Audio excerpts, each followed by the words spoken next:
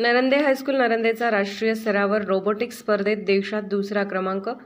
नवी दिल्ली येथील Yamuna sports complex gate number 4 येथे दिनांक 12 व 13 जानेवारी 2024 रोजी आविष्कार कंपनी आणि रोबोस्ट्रॉम यांच्यामार्फत घेण्यात आलेल्या राष्ट्रीय स्तरावरील रोबोटिक्स स्पर्धेत नरंदे हायस्कूल नरंदे तालुका हातकणंगले जिल्हा कोल्हापूर महाराष्ट्र या निवासी अनिवासी शिक्षण संकुलाच्या विद्यार्थ्यांचा टीमचा भारत देशात दुसरा क्रमांक प्राप्त झाला आहे।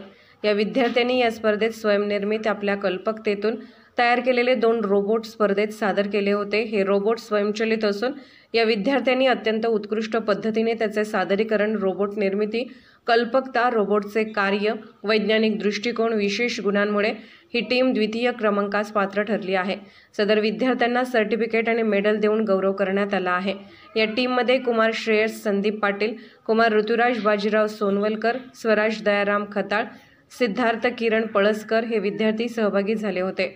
या सर्व विद्यार्थ्यांना संस्थेचे संस्थापक अध्यक्ष माननीय प्रतापराव देशमुख सो, सेक्रेटरी सौ नमिताताई देशमुख, शाळा समिती चेअरमन कुमार हर्षवर्धन दादा देशमुख यांची प्रेरणा मिळाली।